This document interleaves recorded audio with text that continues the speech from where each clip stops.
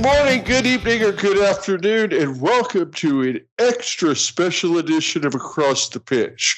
My name is Phil Kennedy. I'm here with my co-host, Tony Robinson, and we have a blast from the past. Yes, we have the co-founder of our show joining us today. An extra special welcome all the way from about 4 miles from me, Arran Airs. Thank you for both joining us, Tony, Arran. How are you guys doing today?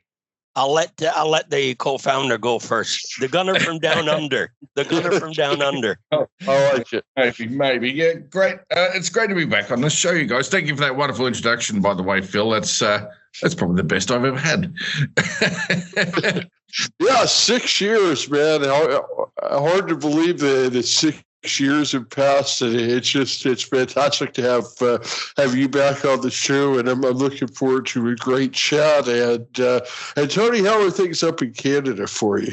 We're doing okay. A little bit of snow, but it's gone now, and just getting the shovels are at the ready. But I'm getting ready for Christmas, and hopefully we don't get too much snow. They got, I think, about an hour and a half north of us. They got 150 or 160 inches or centimeters. Sorry, wow, of snow. It was like 4 or 5 feet of snow coming off the Great Lakes, and anyway, luckily we're further south of that, so we didn't get any. But I'll tell you, that's a lot of snow.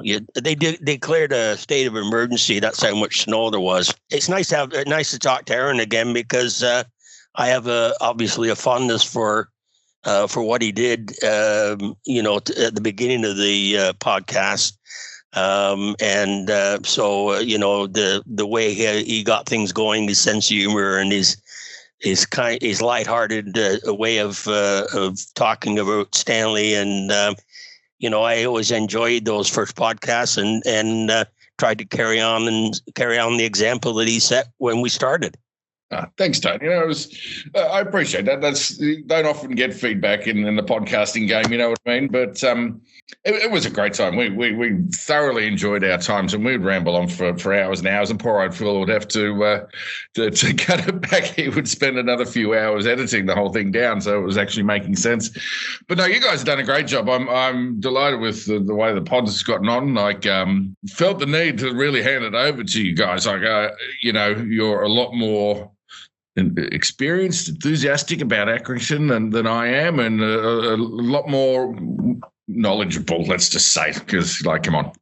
You've had a lifetime of following Accrington, and I'm a bit late to the party there, but handing it over to you guys, doing a great job yourself. Let's not forget Darren as well. Darren? Yeah, it's been a team effort, really. Yeah, and we did do that Arran Airs, and maybe we'll try to revisit that at some point in the future. I think that was a good concept, and at the time that we tried to do that, I think both of us were a little short on time. But maybe in the future we'll have to revisit that as a secondary part of the show or something. I'm down, if only that we can sort of sneak in some beer time. I think Tony is more than happy to hear that. Well, I'll tell you one thing. Coming after I came back from England, I did sort of take a bit of a hiatus, to use your word, Phil, from the beer scene, because I certainly I didn't hold back when I was in England, and there was. My claim to claim is there wasn't a pub that went under that I visited while we were in the old UK. So I'll take pride in doing your part. Doing your part, right? Yep. Pretty bitch for England. That's good.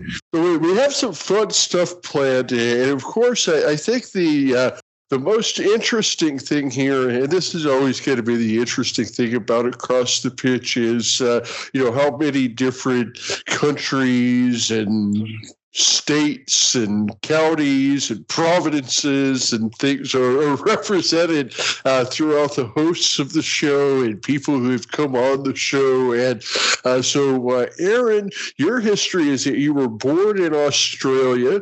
You also spent some time living in London, and now you live here in Phoenix, Arizona, as I do.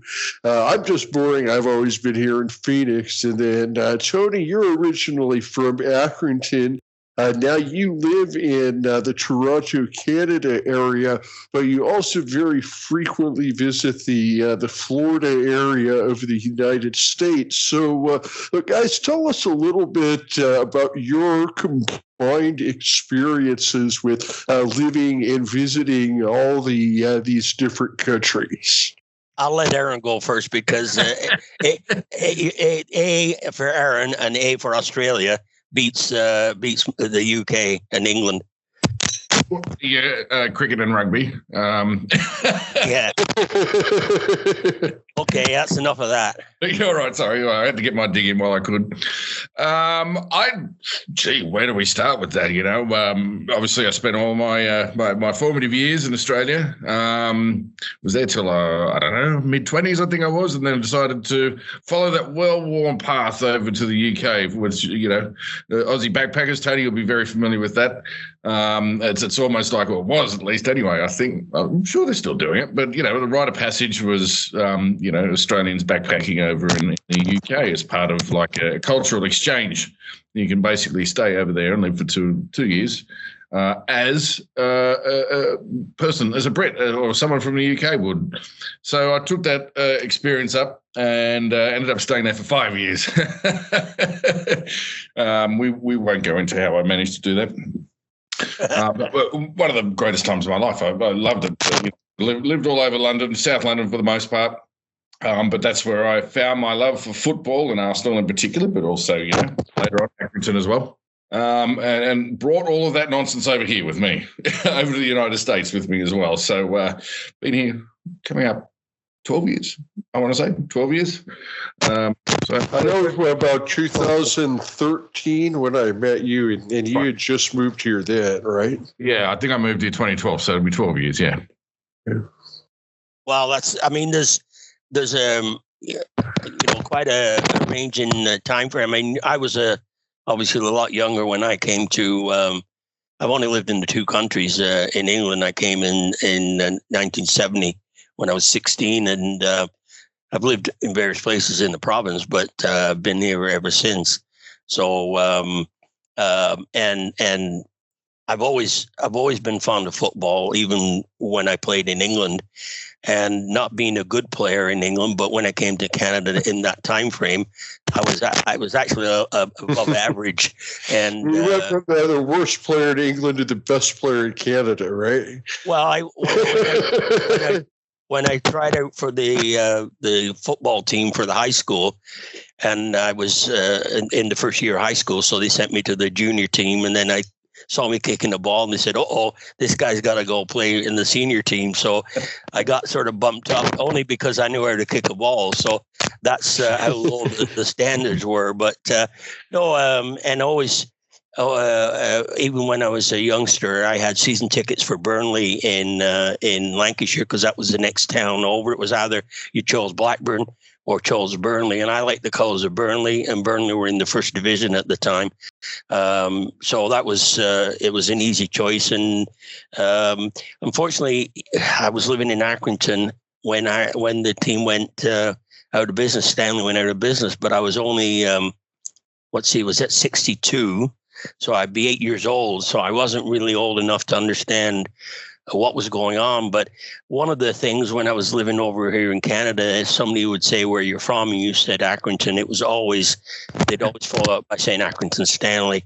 And I took pride in that. And I started to sort of, once the internet came around, started to get into following them on a regular basis. And as I said, we've talked about this before. Fortunately, I'm in that stage in my life where I can afford to go over to England each year to visit friends and family and watch a few matches at the Wham. So it's I get the best of both worlds now. I live in a great country in Canada and get to go visit my homeland and see my hometown team. So you can't beat that with a stick.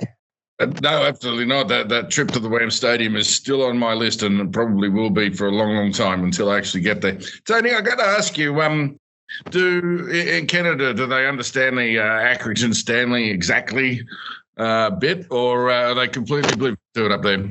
Well, I have to educate them on that because it is a bit sort of an unknown for people over here because, and first of all, when they call, I mean, in England it's called the advert. Over here they're called commercials. So when sometimes it's lost in the initial translation. But we do promote. We know. I talked to Phil about this. Every time I get an opportunity, I don't sort of ignore it. I sort of embrace it because, especially now in the light of the Liverpool match coming up, you've got to jump on that because it's a chance for people to relive that. And plus the new commercial advert that he did when they were in League One that Ian Rush did. That's right. Yeah, and they did a vodka one. And the guy that was did the milk commercial, is a personal favorite of mine. yeah, the guy that did the commercial for the milk one, he was at the Wham Stadium a couple of weeks ago. And when they played Swindon, I think it might have been the cup match. So he was actually there. He's an actor now on the. I've always wanted to get him on the show. Yeah, the other guy that was in it, we don't want to bother with him. He's in jail. Wasn't he charged with murder or something? Well, I don't know the details, but let's just say he's in jail and he's not available for recording. Wow, I didn't know about that. The Carl Rice, that's the guy that's at the stadium, right? Yeah, I think so. That sounds right. Yeah. Yeah, but I think it's getting a lot of play with Liverpool, and I think that's one of the reasons why it's going to be on free TV in England on ITV because of the history of the milk advert and the play it got. I sure hope Ian Rush is there, to be interviewed or is at the match or something, because I think that would be a great tie-in. Stanley. Well, I should say Stanley, but Stanley is very well connected with Liverpool, as we all know, because John Coleman, Jimmy Bell, John Doolan now all come from the Liverpool area. And I mean, you can't go in that changing rooms at the Wham and can't shake a dead cat without hitting a guy from a Scouser from Liverpool. I mean, there's it's you could go on and on about the contribution the Liverpool football players have made to Stanley through John Coleman and Jimmy and John Doolan. So Liverpool we owe a lot to Liverpool, and and one of the things I think is interesting is just a quick trivia point is that in 1888, September 88, I don't know the exact date, but Accrington FC played their first football league match at Anfield. And it was actually against Everton, which a lot of people probably didn't sort of realize. Anfield was originally Everton's ground, and then they switched, right? Well, Everton, apparently the owners of the ground, from what I gather, put the rent up or something of that nature, and there was a falling out after a couple of seasons, and they kicked Everton out. So Everton walked across again another tie, and he walked across Stanley Park and set up Goodison Park, and then started playing there. And it was funny this year when we flew out of Manchester, we flew a bit further south than normal, and we flew right over Anfield and Goodison Park and Stanley Park. I looked out the window and you could see the two stadiums, and I thought. And then lo and behold, Stanley get drawn to go to Anfield. But Yeah, it's there's a lot of connections, and I think it's some good storylines, and I'm sure hopefully the TV will point those things out. Do you know, Phil, if we'll get to watch it over here in the States or? Oh yeah, I'm hoping it'll be on ESPN Plus. I checked the schedule about 2 days ago, and it wasn't listed yet. But I'm hoping, kind of knocking on wood, that just based on Liverpool's name, that it might get on ESPN Plus. Because in the third round, they usually show a few games, but not all of them. So knock on wood, I'd say 50-50 shot it'll be on ESPN Plus over here. Well, I think it's a good sign that it's on TV in England, because not every match that I know is going to be televised. So the fact that one of the main channels is picking it up is a good chance that somebody over in North America will pick up that feed. And I'm certainly hoping that happens here in Canada, because I don't think it's carried by iFollow. So I'm hoping that one of the Sportnet channels up here in Canada picks it up, so I can watch it as well. Yeah, it's always a treat when we get to see an extra game over here that's not normally televised. And if we could get it on ESPN Plus, that's a chance for people over here to watch it with a subscription that a lot of people already have, and not have to buy the iFollow either. Yeah. Exactly. I got a question for Arran, and if I could jump in, Phil, can I? Yeah. You do your question, and then after your question, I've got something fun for all of us. I know the story was told, but I think it's probably worth repeating. Is in the first episode or so, you talked about Accrington Stanley, then you got Scott Brown on. How? Yes. I mean, obviously, living in London and taking Arsenal on your plate, which God love you for doing that. But anyway, how did Stanley come into the picture? What's the connection? Well, I knew about the advert from living in London. It was obviously well known there, so that was fine. But it must have been the first or second episode of Across the Pitch. It was very early on that I mentioned this to Phil, and Phil found this hilarious, and then he sort of adopted him as. I don't know, the pet team of the original across the pitch, if that makes sense. Well, what it was is it was the original team of the month, and then Scott Brown's interview was actually the second show we ever did. And in the first show, we were talking about the advert, and I had just heard about it on the Total Soccer show, and you were like, oh yeah, and you told this story about how when you were in England and you had first got over there and you were following some team that ended up being a comic and they weren't a real team, and some guy at the pub told you that you should root for Accrington Stanley. Yeah, that's right. Actually, I'd forgotten that. Yeah, I don't know if you remember, there was that old soccer comic in the Sun called Striker. Oh, okay. Yeah, I was thinking Roy of the Rovers, which was, I think, Melchester or something like that. But yeah, okay. But it's a unique name. Was that something that stuck out as well, Arran? It was, and the advert as well. That was the one that solidified Accrington Stanley in my head. I knew who they were from that point forward. So yeah. Love it or hate that ad. It certainly made a name for Accrington in certain circles.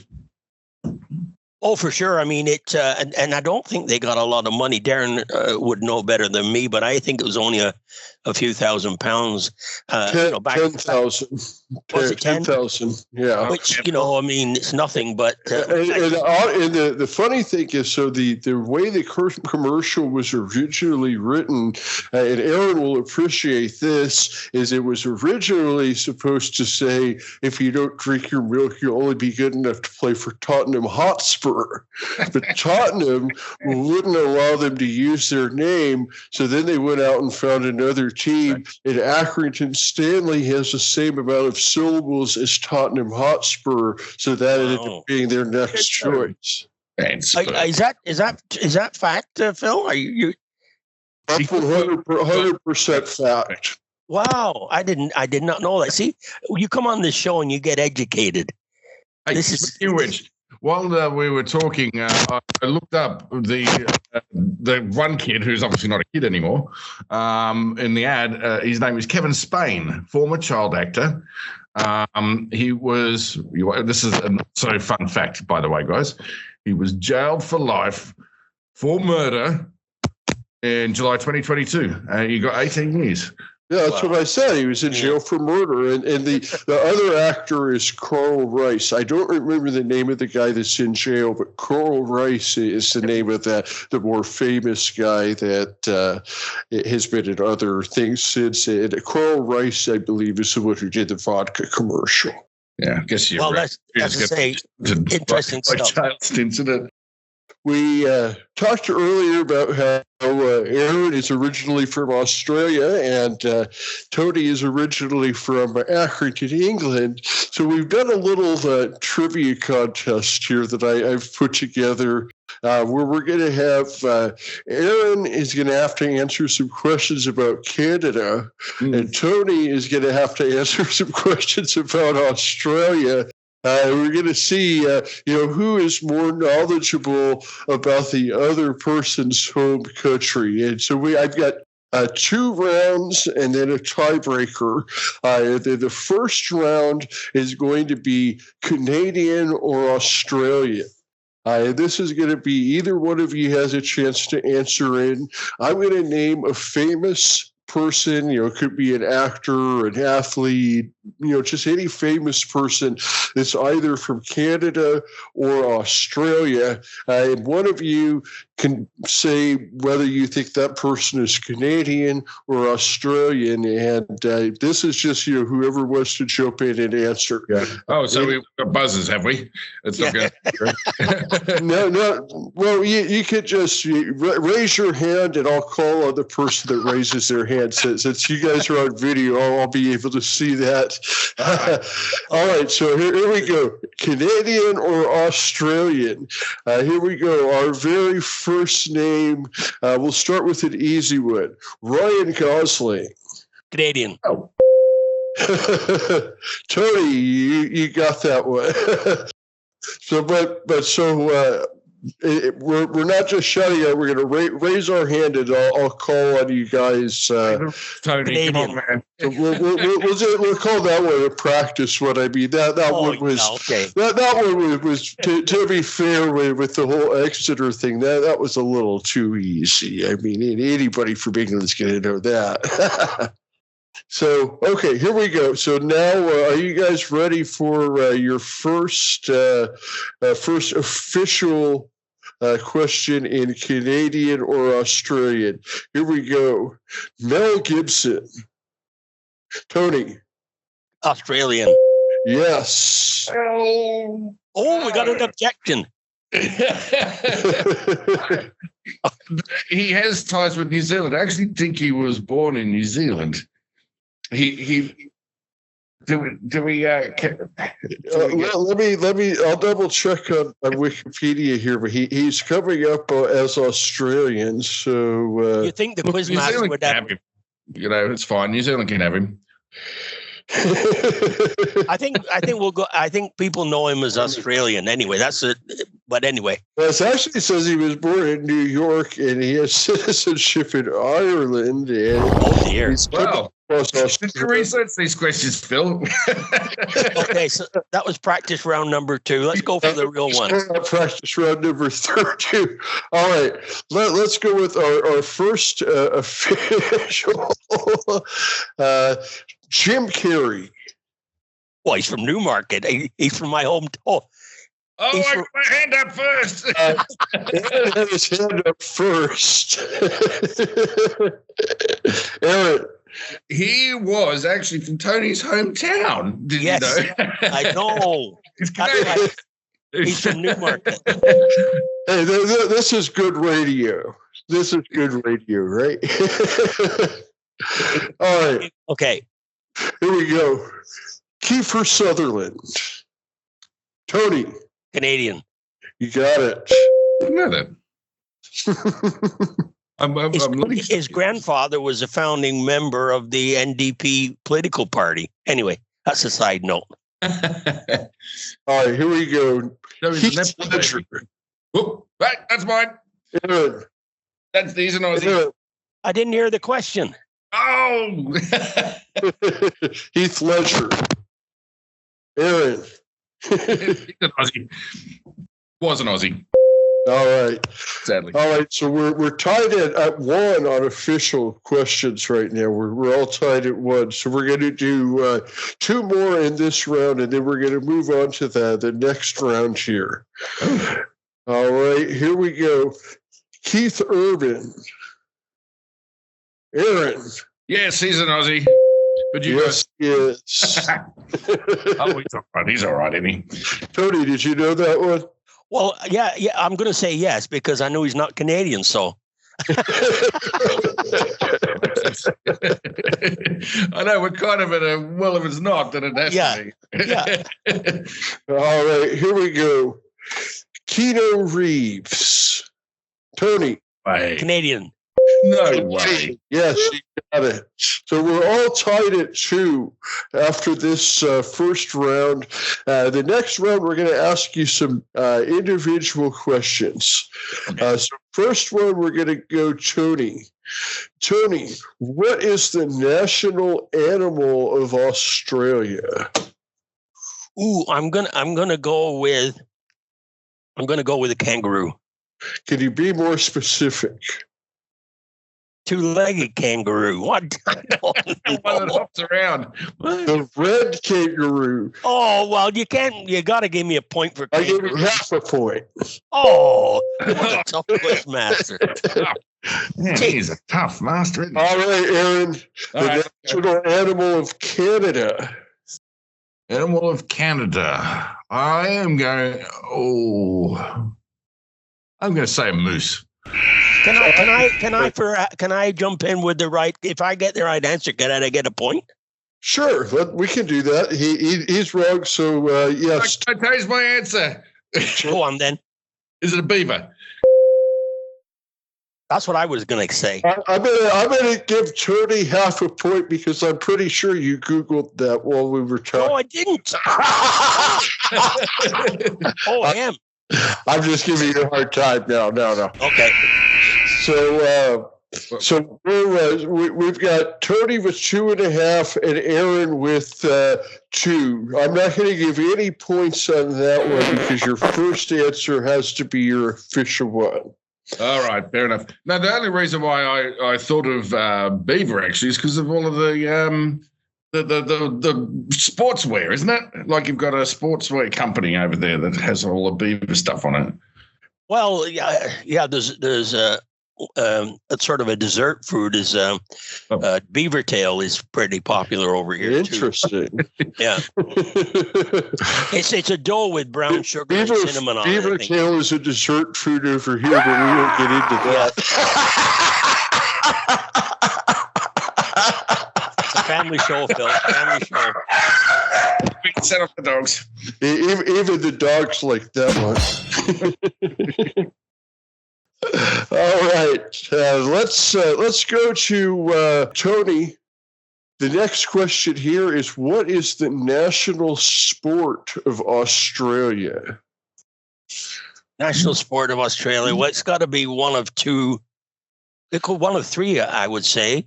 And your first response got to be the right one, right? Well, it has to be the right one. I'm going to say Australian rules football. You got it. Yep, well done. Because there could have been a couple of bogeys in there. Could have been Well, it could have been cricket and rugby is the other one that they're well. But Australian rules football, it's in the name, so I was going to. That's why I went for that. So you did well. Very, very well. All right, Aaron, the national sport of Canada. Ice hockey. Bam, lock it in. You got that?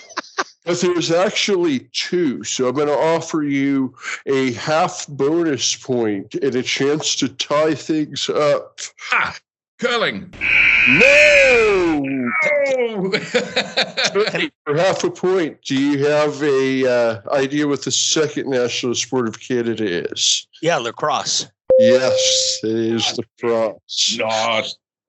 You guys are all nice all the time. You can't run around in fields. It's a lot of it's box lacrosse, which is it played in hockey rinks and stuff, but they play that when the ice is out. Oh, I see. Okay. Yeah. All right, so Tony, we have you with the victory, but I did have a final tiebreaker question, and just for fun, I'm going to ask you guys the final tiebreaker, and the final tiebreaker question is: within the nearest million, what is the respective population of Canada and Australia? Tony, what is the respective population of Australia within the nearest million? 27 million, and Canada is 41 million. Aaron? Okay. I forgot to put my hands. Yes, it's.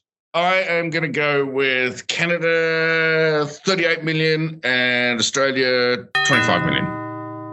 Okay. The winner is Aaron. Winner take all? Was that winner take all? Because you both missed on Australia by 1 million. It's 26, and Tony said 27, and Aaron said 25.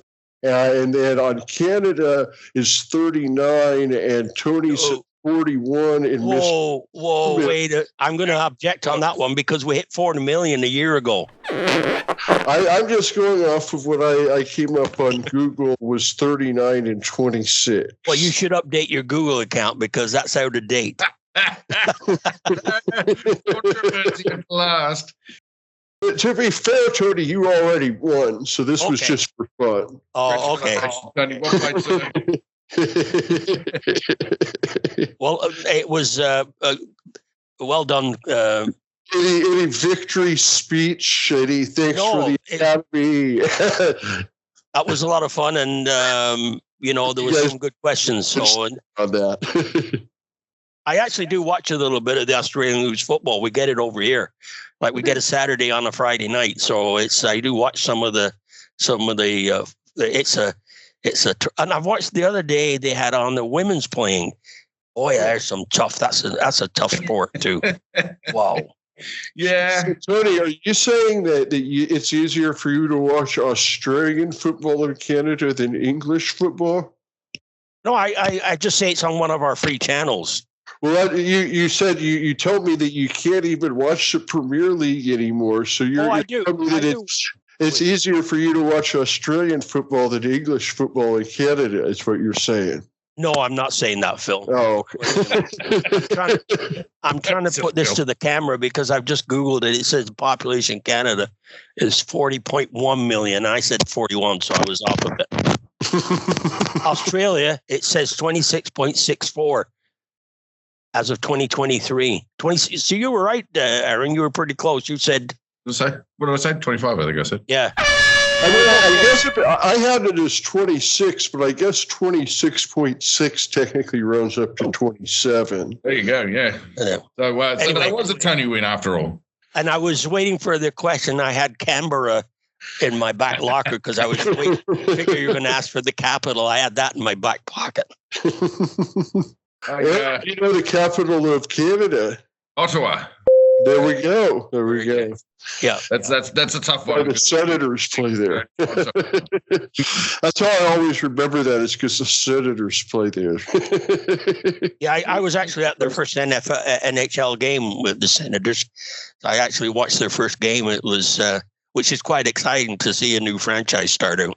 Yeah, sadly, we don't have hockey in our neck of the woods anymore, so that's a bit of a sore subject. Although I did attend the Arizona Coyotes inaugural game at their Glendale Arena back in 2003. I gotta say, Phil, what's up with this name they got now? They removed the club up to Utah, and they're called the Utah Hockey Club. How unimaginative is that for a name? Like, well, my guess is so. Here's my, and I don't know this for a fact, but I know that when the Washington Redskins were changing their name, that I read an article that changing a name is a 6-month copywriting process because you have to clear it. And given the fact that the team only moved like 2 months before the season started, they probably didn't have time to copyright a new name. No, I know. My guess. It's twice now. Yes, they were originally the Winnipeg Jets, weren't they? Yes, originally the Winnipeg Jets, but then originally the Coyotes carried the Winnipeg Jets history with them, but then when Winnipeg was reawarded the franchise expansion, then that history was shifted back to Winnipeg.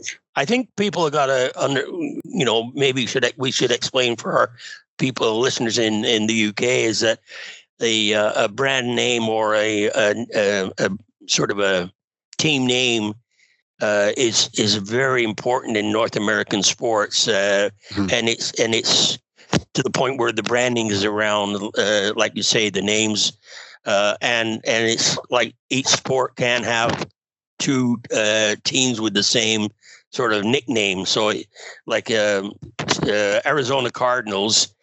You don't have another team called Cardinals, and every team has to have a sort of a different name, which is, that would obviously be very confusing in English football because back in the day you were called everybody was the Reds.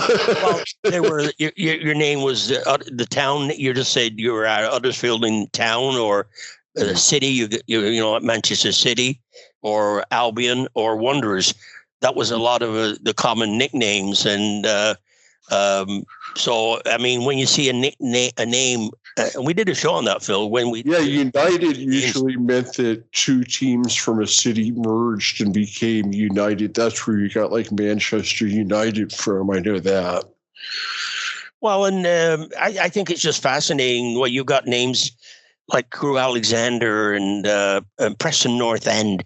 Those are teams that you would never see names given to a team, especially in North America. You wouldn't sort of like Chicago. They have two teams. The Cubs, I think, play in the North End. You couldn't have them. I think Chicago, the Wolves are probably the most American name in English football. What's that, Phil? The Wolves are kind of the most American name, and because they're the Wolverhampton, but they're the Wolves, the Wolverhampton Wanderers, but people call them the Wolves. So that would be the closest example in England to how American teams use their name. I want to ask. We talked about Liverpool earlier on, and I want to ask Arran what his thoughts are about the FA Cup match at Accrington and what that means to Stanley, and how does he expect it to play out? Well, I mean, it's the dream draw really for Accrington, isn't it? You want to get those big FA Cup potentially winning, Premier League winning teams, because it's not only a big challenger. You've got going to be playing at Anfield and in front of a big audience, but there's a payday there as well, isn't there? Because then they share half the proceeds, I believe. Is that correct? It's 45% to each team, and the FA gets 10%. Okay, right. So that's a huge payday for Accrington, and the other thing we were just talking about it as well. It really boosts the profile of Accrington. I was thinking a couple of years ago when they're in League One that they're really raising the profile of the team. They're sort of getting a real roll on. And I think that's somewhat diminished a little bit and forgotten about with the Wrexhams of the world.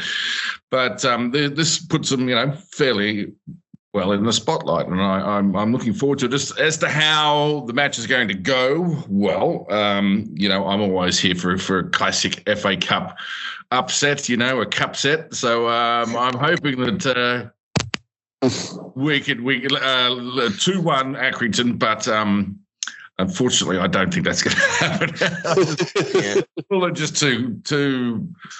Man, they're just really balanced this year, aren't they? They look very, very balanced across the park. It's hard to see them losing many games. Yeah, I think Liverpool are such. I mean, 2-1 anybody over Liverpool this year is a tough bargain, you know. Well, I think, you know, we know Accrington's going to put out their best 11 that they can. Yes. And it's a question of how serious Liverpool takes this. And I don't think you'll see Mo Salah or the top players starting. I think they'll play a lot of their bench and under 23s or what they have, which they'll still put out a team capable of winning. But I just hope they give the FA Cup the respect that it deserves, and you know, it's going to be a good game. I think because Liverpool's got the Champions League. You know, they're odds-on favorite, I would think, for the Premier League. And I'm sure they'd want to add the FA Cup to it as well, because that's the prestigious trophy to win in England, of course, as Aaron would know. And so I think it's just a thrill. I mean, I think like you said, Aaron, it's a dream draw. You know, when somebody asked me who did I want to see, and I said if any one of the 4 teams from Manchester and or Liverpool would be an excellent, and to get Liverpool with the connection to the club is just outstanding. I don't think Ryan Reynolds at Wrexham could write a better story than that. Yeah, I mean, I think that it's one of those things where when you saw the draw happen, I don't think anybody that follows Stanley just wasn't immediately excited by it. Well, and the one thing I would say that there did seem to be a hangover at the club after that announcement, because they went out and played probably the worst half of football against Grimsby, and then sort of didn't rebound on Saturday against Bromley. Now, Bromley's in good form, but still Stanley should have got something out of that match and didn't. So now the pressure's back on them, because you get people thinking, oh, are they slipping back into the way they started the season? Because you know, you've got to turn that around fairly quickly. You can't go for another 6 or 7 matches, especially over the holiday season, in poor form. They got to turn that around, and I think they just got to put Liverpool out of their mind as far as the play on the pitch is concerned. And then when Liverpool comes up, you know, you're in decent shape in the league, or you know, looking to safety, and then you can go out and enjoy the day in Liverpool. Because if they're struggling in the relegation battle and they go to Liverpool, and you know, that could be it might not have some good endings, you know. It's happened before, hasn't it? When and I'm struggling to think of who it was, but you know, a team goes on a cup run, and they sort of take their eye off the ball. County. So you're thinking of? Sorry, say again. Were you thinking of Newport County a few years ago? Yeah, it might be. That's about Hull for some reason comes to mind as well. I can't remember what it was, but they take their eye off the league and they're all in the relegation zone or relegated by the end of the end of the season. You know, and yeah, you're right, Tony. It's a bit of a precarious position there in 20th in League Two at the moment. There's a lot of games coming up, obviously, and that can turn around very quickly, but they've got to keep an eye on that, you know, not get too hyped up by the cup, as you say. Yep. Yeah, I think with the cup at this point, I mean, the payday is what it comes down to, and anything else that happens after that is, you know, it's gonna, fun to think about. As Aaron mentioned, and you just touched on the payday for the club. You know, it could be as up as around £500,000, wow. Which we'll confirm that when we are, you know, in the next couple of podcasts, we'll sort of research the numbers. But if the club, I think Andy Alt said the club lost £1 million last year, so this £500,000 is sort of massive. Yeah, it's still not going to make. It's still not going to make Andy Holt happy. Is that what you're saying? Well, I think it's not going to turn around and let us sign a top-notch striker, which, and I mean, didn't haul on you. Well, everybody wants a striker in League Two, and I mean, the money they pay that they can get any guy who could score goals in League Two is going to be above Stanley's pay grade. But you never know. But I wouldn't think that fans should expect, because of this influx of cash, that it's going to go right back into the playing squad. But we'll find it. We'll ask questions. We'll ask that question when we get the right guest on. There you go. All right, guys. Well, I think this has been a lot of fun. But before we wrap up, first off, Arran, did you have anything that you wanted to chat about that we hadn't talked about so far today? No, this has been absolutely fantastic. I've really enjoyed being back on the show, having a chat to both of you fine gentlemen. If you're willing to have me back here on the odd occasion, I'd be very happy to. Oh yeah, absolutely. Lend my incomplete knowledge on football to the show. Well, I think, and I just like to say, I'm pleased to be on with Arran, because I think this is the first time that I've actually been on a show with him where wasn't the guest. So, and to see what you guys did to start off with and set the bar. So, I'm just glad to be you passed the baton on to me, and I'm just happy to carry it and keep the brand of the podcast going and promote the club that we all love, Accrington Stanley. Yeah. Yep. And a fine job you're doing too, Tony. Cheers. Guys, I can't tell you how much I appreciate both of your time tonight, and I can't tell you guys how much I appreciate both of what you have contributed to the show over the years. And you can't speak for how fantastic the logo that Arran designed for us that we continue to use to this day. It's just an incredible work of art. And Arran, you're welcome back on the show with us anytime, and it was an absolute pleasure to have you here. And Tony, before we wrap up, was there anything else that you had in general, or anything to ask to Arran before we wrap up? No, I think we've touched on a couple of things. As I said, it's it's a pleasure to have him on the show, and be thrilled to for him to come back and give us his takes on things, because sometimes we miss stuff or we get one-sided, and we need somebody with the objective look from Arran to maybe point us on the right direction if we get off track. Oh, I was always fond of going off track, Tony. That was never a problem for me. You digress, right? Yeah, it's been a lot of fun. It's been a lot of fun, guys, and I think that we all know how we wrap up here. So on the count of three, here we go. 1, 2, 3. On Stanley on! Cheers, gentlemen. Bye, guys.